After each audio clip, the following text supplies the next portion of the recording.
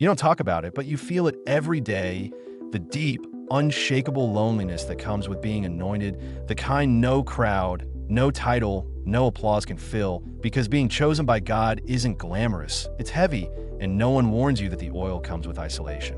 You wonder why the people closest to you don't understand the battles you're facing, why your spirit feels burdened when everyone else seems carefree, why you're constantly misunderstood, even resented by the very ones you love. Here's the hidden truth. The anointing sets you apart before it sets you up, and before God elevates you, he separates you. David was anointed in front of his brothers, but then sent back to the fields with sheep, not to the palace.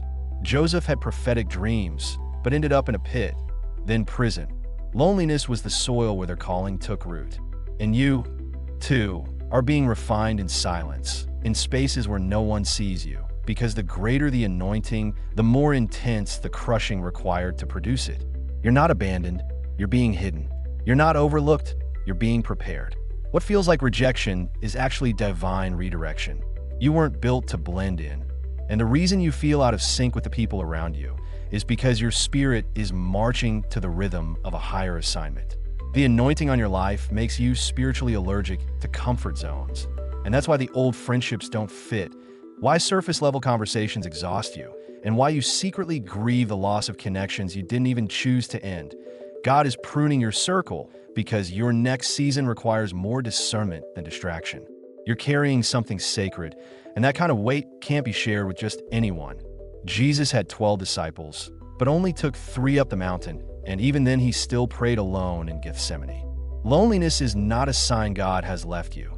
It's a sign he's drawing you closer, silencing the noise so you can hear the instructions that require obedience, not popularity.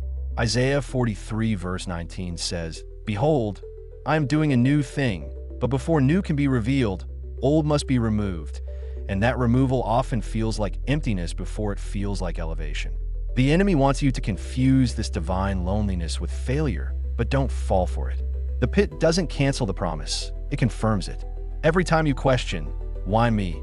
understand that your warfare is proportionate to your calling.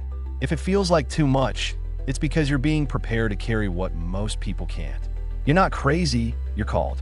You're not weak, you're being shaped into a weapon.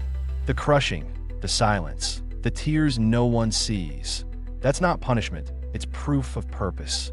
Anointed people walk narrow roads because their feet were never meant to follow the crowd. You feel lonely because you're walking ahead of where others are still standing, because leadership in the spirit means isolation in the flesh. But here's your warning and your encouragement. Don't run back to comfort just to escape the calling. Don't dilute your purpose just to gain temporary companionship. The very thing that makes you feel separate is the thing God will use to set others free. You were never called to be common. You were chosen to carry fire, and fire doesn't come without pressure. So instead of asking God to take the loneliness away, ask him to fill it with clarity. Ask him to give you strength for the silence. Because the day is coming where the same people who overlooked you will need the oil that was produced in your crushing. The weight you carry may isolate you now, but will elevate you later.